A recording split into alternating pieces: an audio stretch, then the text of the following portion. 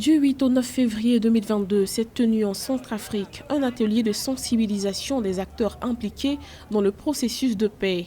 L'objectif de cet atelier est d'inculquer la culture du dialogue et de la concertation aux citoyens centrafricains pour la recherche de toute solution à un conflit.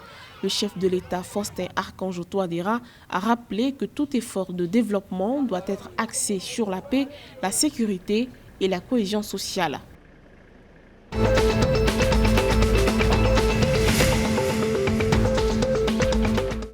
La mission de l'Organisation internationale pour la migration, OIM au Tchad, a organisé du 8 au 9 février 2022 un atelier de formation et de consultation en vue de l'évaluation de la mise en œuvre du pacte mondial pour les migrations sûres.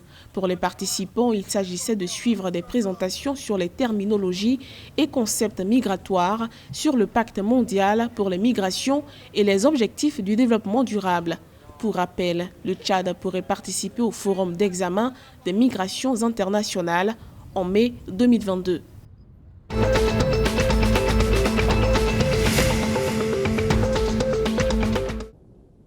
Le Cameroun a obtenu un prêt de 80,7 milliards de francs CFA pour renouveler la ligne ferroviaire Belabo-Ngaoundéré, longue de 330 km. Cette enveloppe de la Banque européenne d'investissement et de l'Union européenne permettra d'améliorer la qualité de l'offre de transport multimodal, essentielle pour les échanges internes et frontaliers. Il s'agit du deuxième projet d'envergure réalisé dans le secteur ferroviaire au Cameroun au cours des 20 dernières années, après le renouvellement de la voie sur 175 km entre Machenga et Kaa.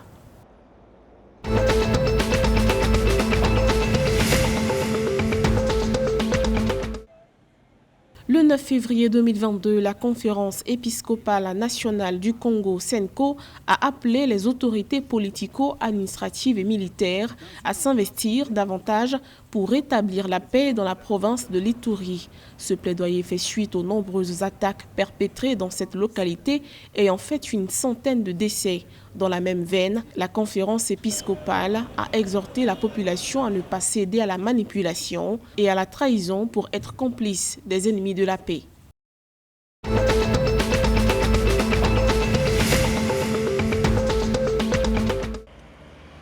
Au Gabon, 288 dispensaires, 43 centres médicaux, 19 centres de santé urbains et 18 centres de santé ruraux ont reçu une cargaison de médicaments Made in Gabon d'une valeur de 2 milliards de francs CFA. Fabriquée localement par 365 formations sanitaires, cette dotation constituée d'antipaludiques, anti-inflammatoires, vise à rendre disponibles des médicaments produits localement et juguler les pénuries des produits pharmaceutiques dans les structures sanitaires publiques.